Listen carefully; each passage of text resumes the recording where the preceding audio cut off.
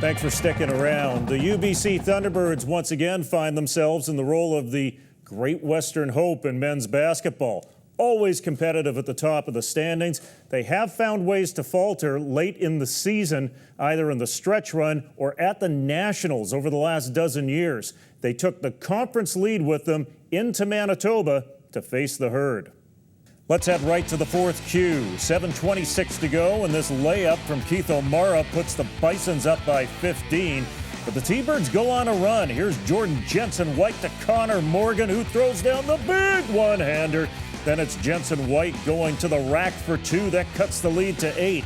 Morgan then puts down the hammer to cut the lead to 6. Make that 4. A.J. Holloway in the open court. Boom, shakalaka. 1 minute to go, and Morgan does it again. Nails the jumper and gets the harm. He'll make the free throw to cut the lead to 2, 66-62. Holloway with the lay-in. That brings UBC back within 2. With just 12 seconds to go, the T-Birds foul Anders, misses both from the stripe. Morgan gets away with what looks to be goaltending, turns it over, but Jonathan Alexander also misses both from the stripe. One last chance for UBC, but Jensen-White can't connect from half court. This one's over, and despite the fourth quarter comeback, the T-Birds fall short, losing this one by 2. Game 2 saw a much different Thunderbird squad, up 8 with the final seconds ticking away in the first Q. Jensen-White hits this 3 at the buzzer to grow UBC's lead to 11 after 1. Philip Jalapur led the way for the T-Birds in this one, finishing with a game-high 19 points, as this one was UBC's from start to finish. Victoria on the road in Alberta. The G-Bears jumped out to a 14-point lead after the first and didn't hold back. Mamadou Gaye scored a game-high 18 points, with Brody Clark supplying 11 in the 20-point win. With the win, the G-Bears improved their record back to 500. The second game, the Vikes were the ones who came out a-gunning. Grant Sitton scored 7 points in the first half and followed it up with 9 more in the second. Teammate Brandon Dunlop chipped in for 16 of his own. Victoria improves to 7-5 with the win. Calgary took to the road and went home with 2 W's, winning both games by 10 over Brandon. While Lethbridge and Saskatchewan split their games, with Huskies guard Sean Lathan hitting the game-winning three-pointer with 23 seconds left on the clock to seal the win for the hometown Green Dogs. Thompson Rivers outscored MacEwan by 20 points in the first half en route to an easy 15-point win in Game 1. In the second game, the Wolfpack scored 24 points in the fourth Q to edge out a 71-69 win. UBCO and Mount Royal. Cameron Friesen scored 14 points in just 7 minutes of action as the Heat got by the Cougars 79-63 in the first of 2, while the second game was all Mount Royal as Brett Layton scored a team-high 19 points in the win. And lastly, Fraser Valley wins both games over UNBC. Standings time now, and in the Explorer division, it's Thompson Rivers on top with UFV alone in second. While in the Pioneer division, Calgary holds down the top spot, while UBC has Regina hot on the T-Birds' heels for that second spot.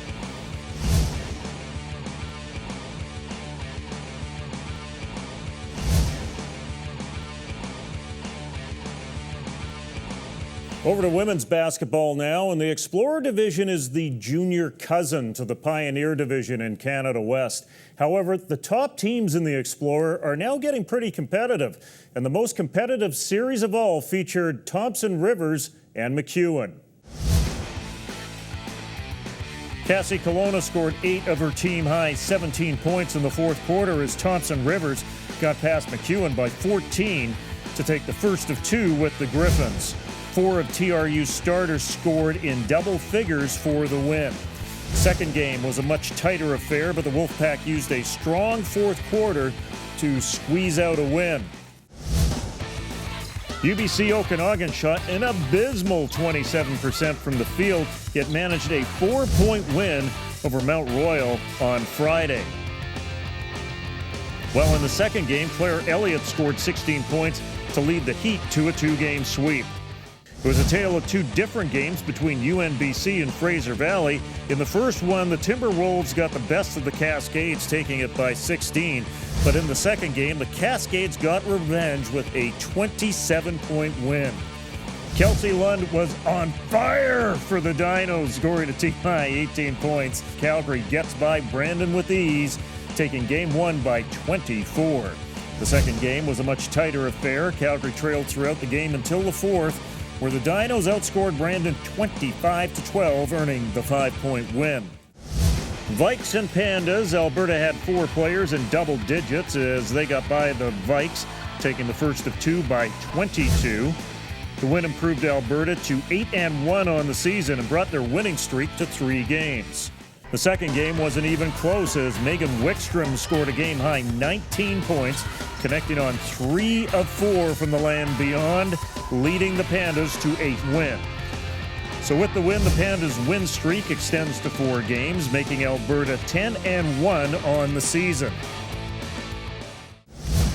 The Thunderbirds got an incredible 38 points out of Kara Spotton, which was too shy of the UBC single-game record as the T-Birds got by the Bisons by 16. In the second tilt, fifth-year player Diana Lee scored a game-high 15 points as the T-Birds take the second one by 10, improving their record to 500. Sasky and Lethbridge, if you're squeamish, turn away from this one. Huskies had 4 starters in double figures as they laid a 46-point smackdown on the Pronghorns. The second game was much of the same from Sasky, as once again 4 starters in double digits. The Huskies remain unbeaten on the season. McEwen takes over top spot in the Explorer division at 9-3, 1 game ahead of TRU and UBC Okanagan. While in the Pioneer division, Sasky, as mentioned, remains unbeaten, with Alberta and Regina hot on their heels. And here are the games coming up for you in women's basketball.